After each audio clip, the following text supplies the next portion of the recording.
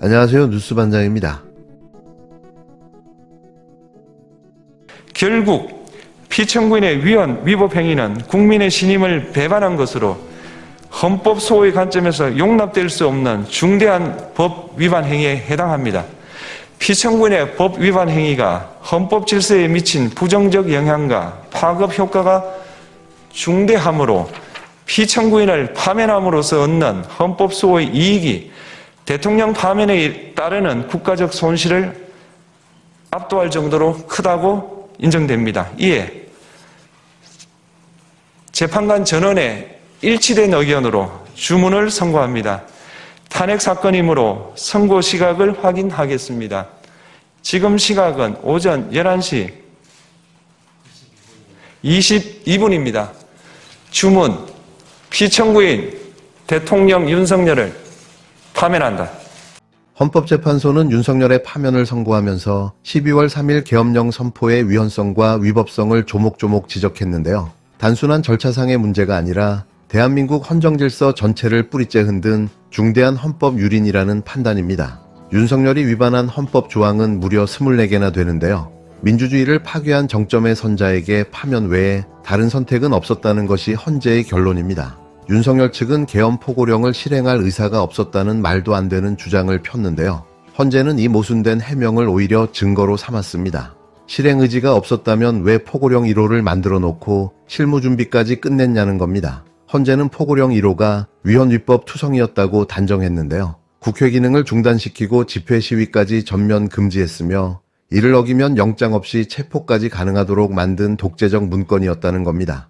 윤석열은 국군 통수권을 이용해 병력을 국회에 투입하려 했고 그로 인해 시민과 군인이 대치하게 될 상황까지 만들어 놨는데요. 헌재는 이 행위 자체가 헌법 파괴였다고 명확히 못 박았습니다.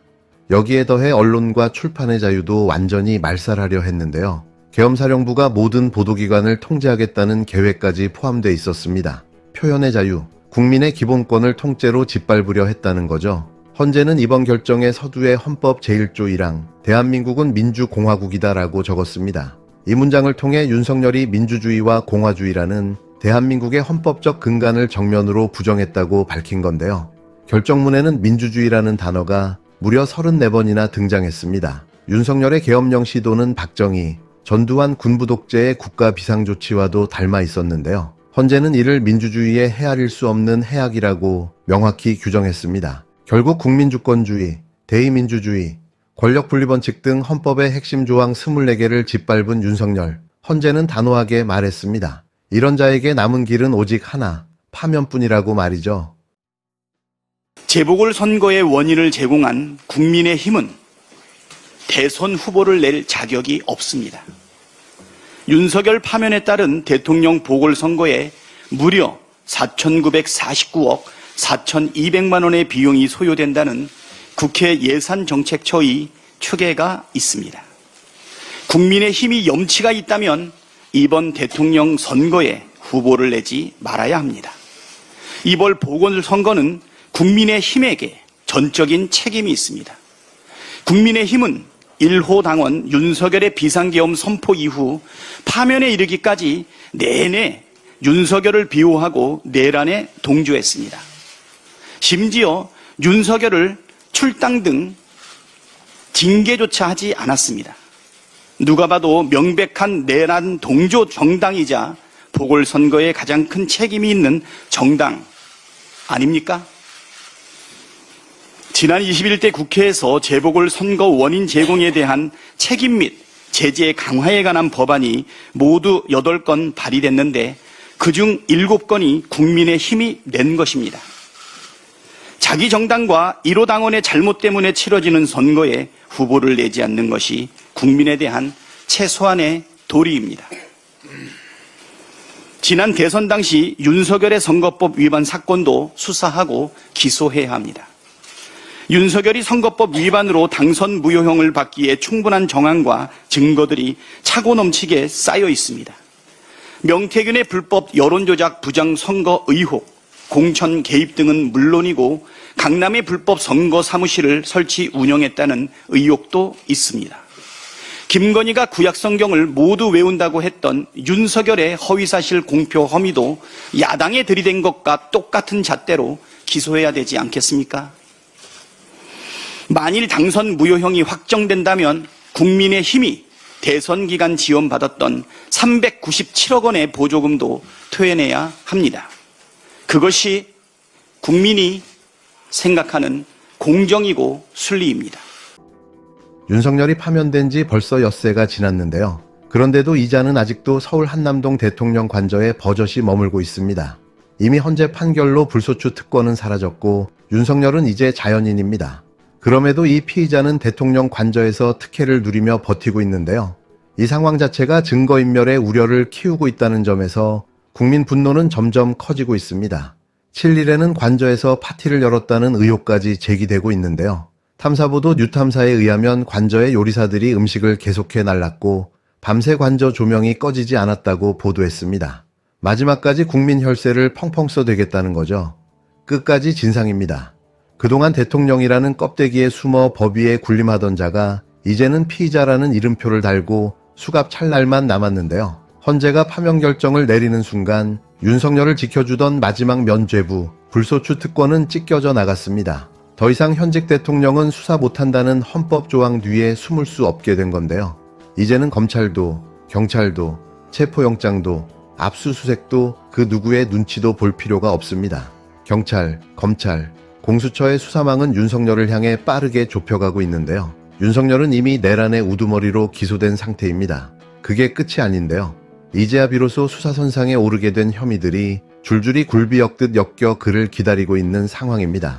첫 번째는 공천 장사입니다. 국힘당 총선 공천 과정에 윤석열과 김건희가 깊숙이 개입했다는 정황이 드러났는데요. 지시하고 관리하고 심지어 돈까지 오갔다는 제보까지 나왔습니다. 이건 공천이 아니라 매관매직인데요. 정치자금법과 공직선거법을 송두리째 무시한 중대 범죄입니다. 이제는 윤석열, 김건희도 직접 조사받아야 할 시간인 거죠.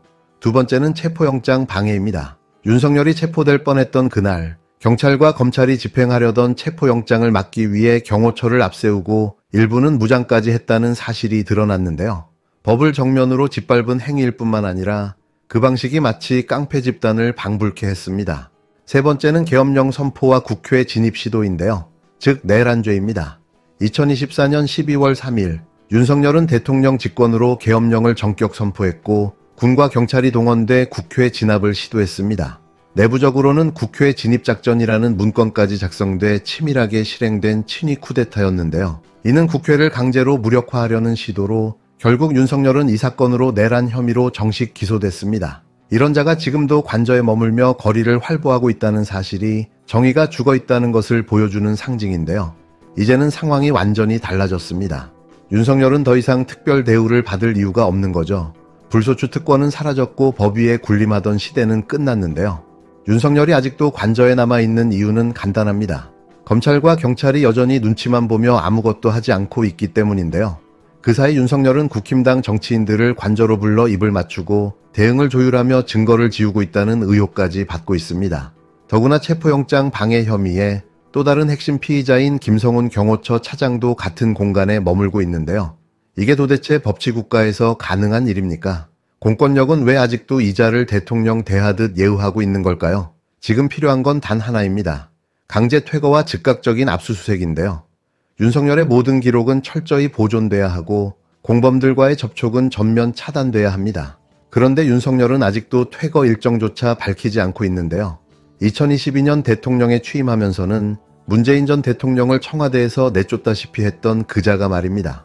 청와대 개방을 강행하며 마지막 밤조차 허락하지 않았던 윤석열이 정작 자신은 관저에 눌러앉아 방을 뺄 생각조차 하지 않고 있는 건데요. 이중잣대도 이런 이중잣대가 없으며 내로남불도 이런 내로남불이 없는 거죠. 문재인 전 대통령에게는 하루 전에 퇴거를 통보해놓고 본인은 버티기에 들어간 이 뻔뻔함은 국민을 두 번 분노하게 만들고 있습니다.